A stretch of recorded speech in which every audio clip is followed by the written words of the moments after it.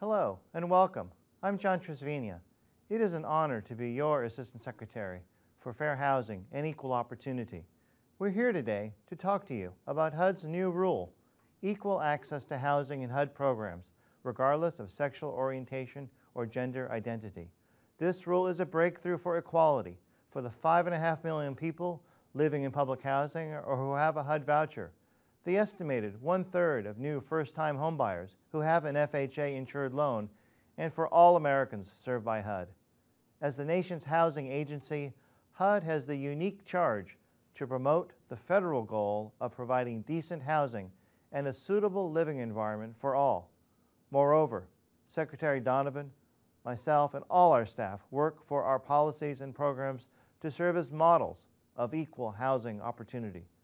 Through our new rule, HUD implements policy to ensure that its core programs, including Section 8, public housing, community development block grants, housing opportunities for persons with AIDS, and supportive housing for the elderly and persons with disabilities, are open to all eligible persons, regardless of sexual orientation, gender identity, or marital status. The rule also protects people seeking FHA-insured loans from being singled out and denied because of their sexual orientation or gender identity. This rule was published as final in the Federal Register on February 3rd and goes into effect on March 5th, 2012. Your trainers today will be Ken Carroll and Celia Carpentier from Fair Housing and Equal Opportunity, Marion McFadden from the Office of General Counsel, and Todd Thomas from HUD's Office of Public and Indian Housing. They and other colleagues were instrumental in the development of the rule, and we thank them. Ken, Celia, Marion, and Todd will provide specificity on the rule's provisions, give examples of rule violations, and answer frequently asked questions about the rule. We will also provide contact information of where someone would go for help when the rule is being violated. Hi, my name is Ken Carroll. I'm from HUD's Office of Fair Housing and Equal Opportunity.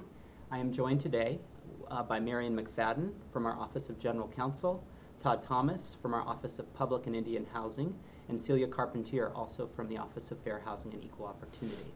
As Assistant Secretary Tresvenia said, we are here today to talk about HUD's new Equal Access Rule. On February 3rd, 2012, HUD published a final rule in the Federal Register entitled Equal Access to Housing in HUD Programs, regardless of sexual orientation or gender identity, which we are calling the LGBT Rule. LGBT stands for Lesbian, Gay, Bisexual, and Transgender.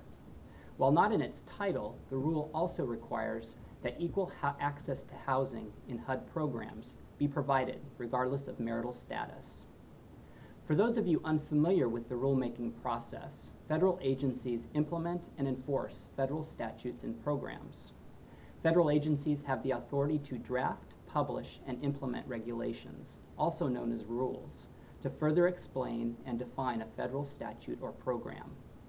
As required, HUD initially published the LGBT rule as a proposed regulation on January 24th, 2011. The proposed rule gave the public an opportunity to comment until March 25th, 2011. We received about 370 public comments, the majority of which were supportive. We reviewed all of the comments, made changes based on certain comments, and published the final rule. The final rule will go into effect 30 days from publication, which is March 5th, 2012. Before we begin, it's important to note that the LGBT rule covers HUD-assisted and FHA-insured housing providers and FHA lenders. A private housing provider that does not receive HUD funds and does not have an FHA-insured loan is not subject to the regulations. In addition, non-FHA lenders are not subject to the regulations. Note, however, that other state, local, or federal civil rights laws that prohibit discrimination may still apply to such lenders and providers. First, it is important to make sure everyone is on the same page and understands what LGBT stands for. LGBT refers to the lesbian, gay, bisexual, and transgender community. The LGBT community consists of persons of every race, religion, national origin, and ability. LGBT is a convenient way to incorporate two distinct issues: sexual orientation, which is what the L, G, and B refer to, and gender identity, which is what the T refers to in LGBT. Generally, sexual orientation refers to romantic and/or emotional attraction, and where one falls with regard to sexual orientation depends on the sex or gender of persons to whom one is attracted. Gender identity, on the other hand, refers to an individual's internal sense of being male or female. Gender identity is usually determined in the early years of an individual's life. Transgender individuals are persons with a gender identity that is different from the sex assigned to them at birth. Transgender persons may be in various stages of transitioning from male to female or female to male. Again, it is important to remember that the terms sexual orientation and gender identity are distinct. For example, a person who is transgender can have any sexual orientation, just as a person who is not transgender can have any sexual orientation. Now, as the backdrop to the LGBT rule, HUD has been aware of evidence of LGBT housing instability and housing discrimination. In HUD's proposed rule, we cited two studies. A 2007 study of housing discrimination based on sexual orientation conducted by Michigan Fair Housing Centers found a high rate of differential treatment. Testers, that is individuals posed as same-sex couples seeking housing, went to 120 Michigan housing providers. Testers posed as opposite-sex couples seeking housing went to the same housing providers. In 32 out of the 120 of those tests, the same-sex couple testers received unfavorable treatment on issues such as whether housing was available, the rent amount, application fees, and levels of encouragement, as compared to testers posed as heterosexual couple home seekers. The same-sex couple testers were also subjected to offensive comments. In addition, a recent survey of 6,450 transgender persons indicated significant levels of housing instability among transgender persons. 19% reported having been refused a house or apartment because of gender identity. 19% reported being homeless at some point in their lives because of gender identity. In addition, 55% of those trying to access shelters were harassed. 29% were turned away from shelters altogether, and 22% were sexually assaulted by residents or staff of a shelter. These survey results are in a publication entitled Injustice at Every Turn, compiled in 2011 by the National Gay and Lesbian Task Force and the National Center for Transgender Equality. So all of this information is of great concern to HUD. As the nation's housing agency, HUD is charged with the federal goal of providing decent housing and a suitable living environment for all. HUD believes we must do what we can to ensure that our programs do not involve discrimination and that HUD policies and programs serve as models for equal housing opportunity. So the LGBT rule includes 5 main components. First, it includes a definition of sexual orientation and gender identity. Second, the rule includes a general equal access provision that applies to HUD-assisted and insured housing. Third, the rule includes a clarification of HUD's family definition. Fourth, the rule includes a prohibition of inquiries related to sexual orientation and gender identity in certain contexts. And fifth, the rule adds sexual orientation and gender identity to an existing FHA equal access regulation. I will now turn this over to HUD Deputy Assistant General Counsel Marian McFadden. Marian will review the rule's legal authority, definitions, and its general equal access provision. HUD's legal authority for the rule comes from 2 categories of statutory authority: identification of HUD's mission and empowerment of the Secretary to make rules to support HUD's mission. First, the authority for HUD's mission to create strong, sustainable, inclusive communities and quality, affordable homes for all is found in numerous statutes in which Congress mandates that HUD work to address the needs and interests of the nation's communities and of the people who live and work in them. Congress has repeatedly charged the Department with serving the existing housing needs of all Americans. These powers arise in various statutes, including Section 2 of the Housing Act of 1949, in which HUD's goal of ensuring decent housing and a suitable living environment for all is rooted. Also, Section 7D of the Department of HUD Act, which specifically grants HUD rulemaking authority. Finally, in regard to the family definition, there is Section 3 of the United States Housing Act of 1937, which provides a very broad definition of family that HUD has authority to clarify by regulation. Therefore, the implementation of this rule, which creates additional program requirements to ensure equal access of all eligible families and individuals, works to further the mission of the agency and is well supported by legal authority. In terms of definitions, the rule defines sexual orientation as homosexuality, heterosexuality, or bisexuality. This definition is already established in federal policy. We borrowed it from the Office of Personnel Management's guidance addressing sexual orientation in federal civilian employment, a guide to employee rights. Since heterosexuality is included in this definition, it's not just LGBT people who are protected by the rule. If, for example, a landlord wanted to prefer gay tenants over straight ones because of a stereotype of gay men keeping things clean, that would be prohibited by the rule. The rule defines gender identity as actual or perceived gender-related characteristics. In creating a definition for this rule, HUD adopted this definition from the Matthew Shepard and James Byrd Jr. Hate Crimes Prevention Act, which was enacted in 2009 to protect LGBT people from targeted violence. The first main substantive provision is an addition to Part 5 of the HUD regulations. Part 5 includes general requirements that cover all HUD programs, including civil rights requirements. We added a provision in that section at 24 CFR Section 5.105 entitled Equal Access to HUD-assisted and insured housing. The provision states that determination of eligibility for housing that is assisted by HUD or subject to a mortgage insured by the Federal Housing Administration, FHA, shall be made in accordance with the program's eligibility requirements, and such housing shall be made available without regard to actual or perceived sexual orientation, gender identity, or marital status.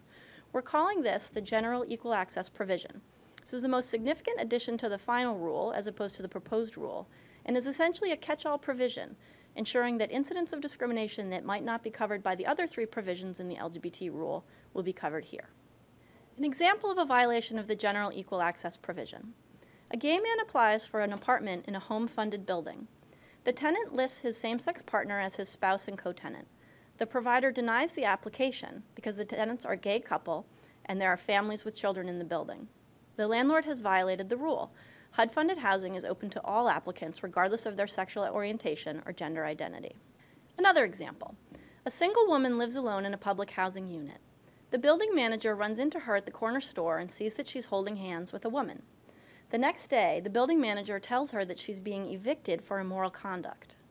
The manager may not evict the woman. The prohibition on considering someone's sexual orientation applies not just at the time of initial application, but throughout the tenancy. Thank you, Marion. You mentioned definitions. I'm wondering if you could expand a little bit on whether HUD's definition of gender identity includes persons who are transgender. Okay. Yes, absolutely. The final rule preamble makes clear that the definition of gender identity is intended to cover actual or perceived gender-related characteristics of all individuals, including transgender people. HUD will interpret the definition of gender identity to include the expression of gender-related characteristics that are not stereotypically associated with a person's designated sex at birth. Also, it's not necessary for someone to have surgery or be prescribed hormone treatments to be covered by this rule. Thank you. I'm also wondering if you could give an example of when gender identity may not be stereotypically associated with someone's designated sex at birth. Okay. One example is where a person who was designated male at birth may identify as a woman later in life and wear clothing and hairstyles in a way that demonstrate a female identity. Thank you, Marion. I will now turn this over to Todd Thomas, who is a program analyst in HUD's Office of Public and Indian Housing. Todd will discuss the rule's clarification of HUD's family definition. The second main substantive provision of the rule is a clarification of the definition of family and household in HUD regulations. Historically, long before the LGBT rule, the term family in HUD programs has had broad meaning. The LGBT rule is not changing the definition of family, but is merely adding language to clarify that family includes persons regardless of their actual or perceived sexual orientation, gender identity, or marital status of the family members. The main program regulation we revised related to the family definition is 24 CFR 5.403. While this regulation only defines family for the purpose of Section 8 in public housing assistance programs, other HUD regulatory definitions of family refer back to Section 5.403 for their family definition. In addition, in 24 CFR Part 891, which are HUD's regulations covering supportive housing for elderly and persons with disabilities, or 202 and 811 programs, there was not reference to 5.403. Accordingly, in the final rule, we added reference to the inclusive family definition 5.403 in Part 891.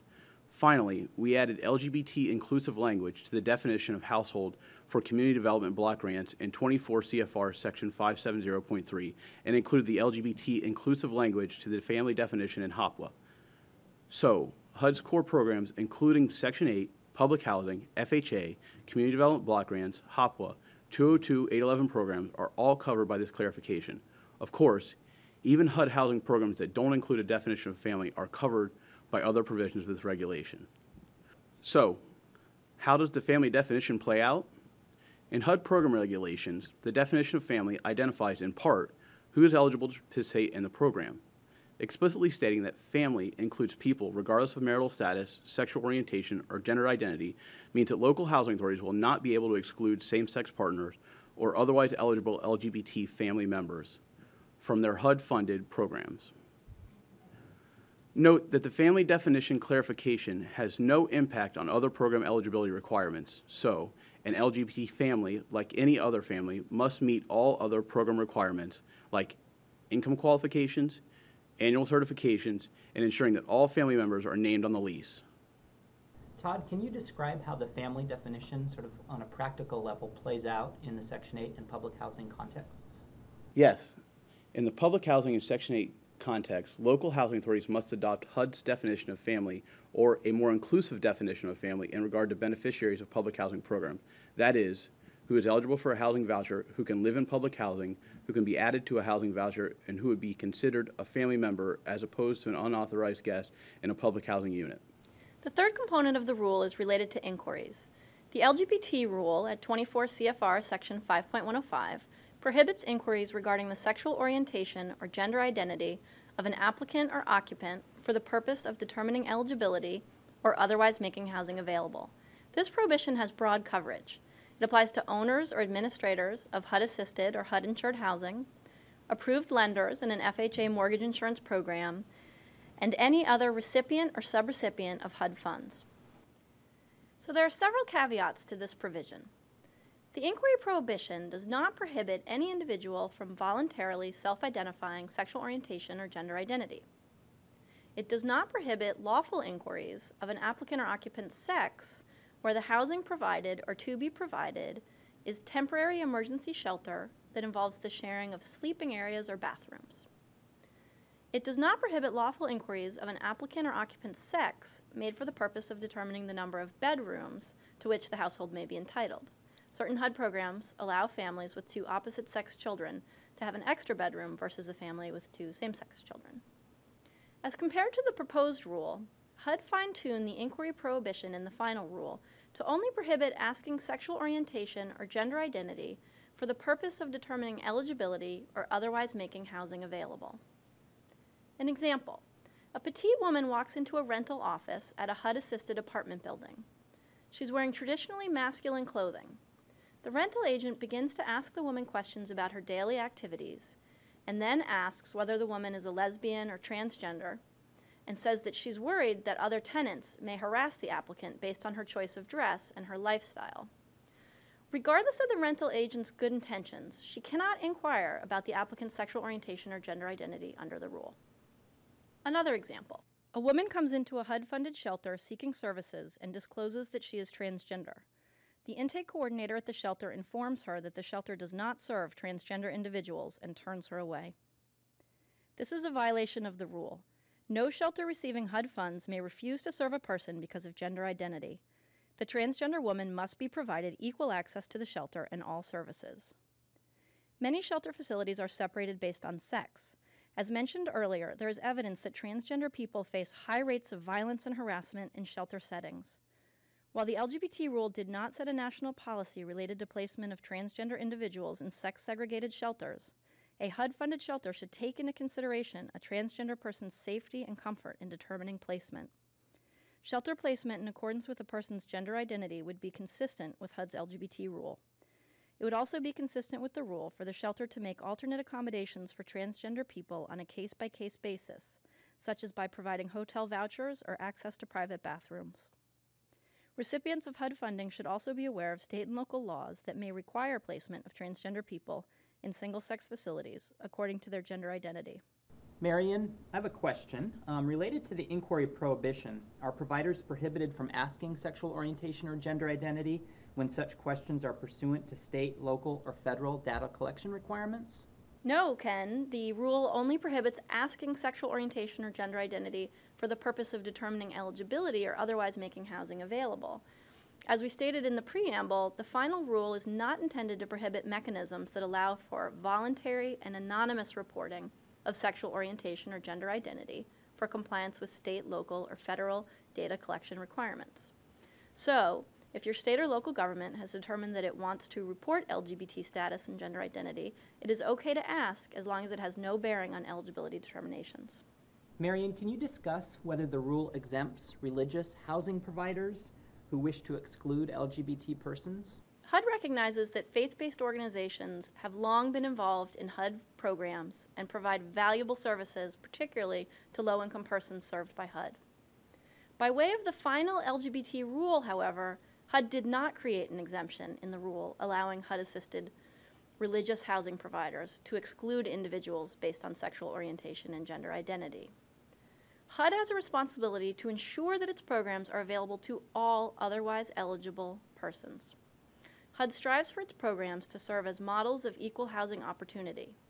I would note, though, that no religious organization is ever required to participate in HUD programs. Thank you again, Marion. I will now turn this over to Celia Carpentier, who is a program analyst in HUD's Office of Fair Housing and Equal Opportunity. Thank you, Ken. The last major provision of the rule applies to the making of loans insured by the Federal Housing Administration, commonly referred to as FHA.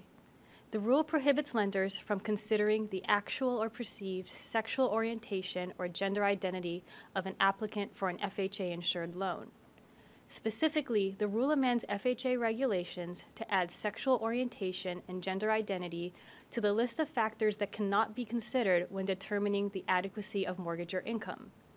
The regulation already prohibits lenders from considering the race, color, religion, sex, national origin, familial status, disability, marital status, or source of income of the applicant, or the location of the property when determining the adequacy of mortgage or income for an FHA-insured loan.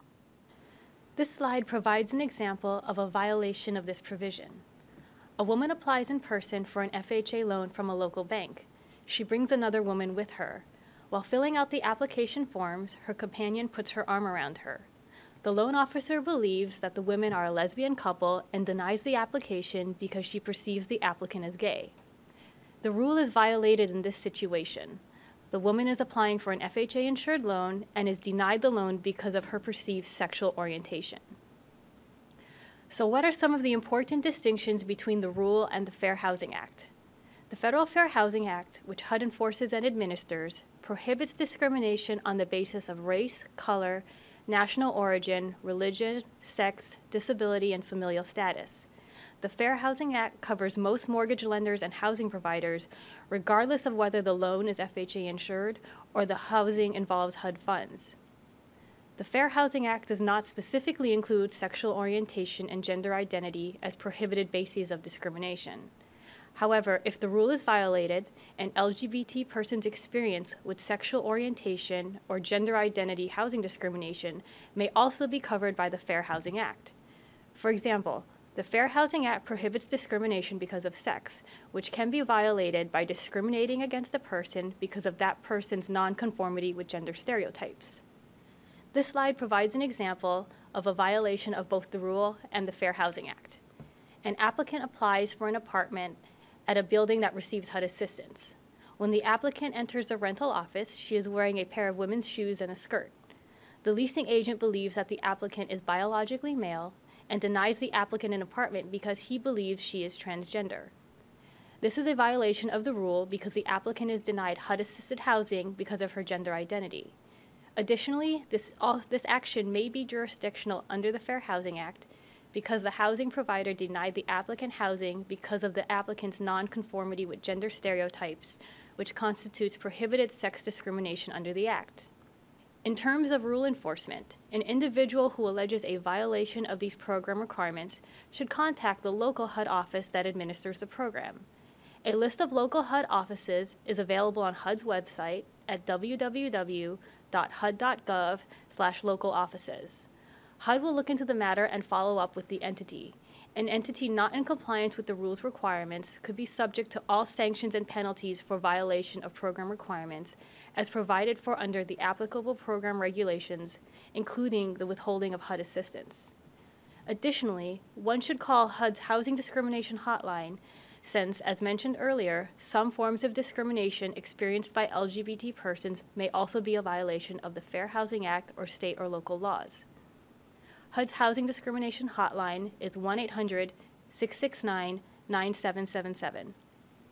Celia, one common question that we have gotten from the public is whether HUD is creating additional protected classes in the Federal Fair Housing Act by way of this rule. Can you talk about that? Sure. HUD is not creating additional protected classes in civil rights laws. Only Congress, not HUD, has authority to do that. With this rule, HUD is addressing LGBT equal access issues through program requirements, not civil rights laws, which HUD has the authority to do. Thank you, Celia. That is our presentation on the LGBT rule. For further information on the rule and Fair Housing Act jurisdiction in housing discrimination complaints from LGBT persons, please go to www.hud.gov/LGBT housing discrimination. If you have questions, you may also send us an email at lgbtfairhousing@hud.gov.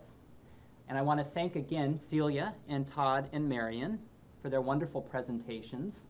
And behind the scenes, I want to thank Latoya White, Caitlin Stanley, as well as Ed and Gary on the broadcast team.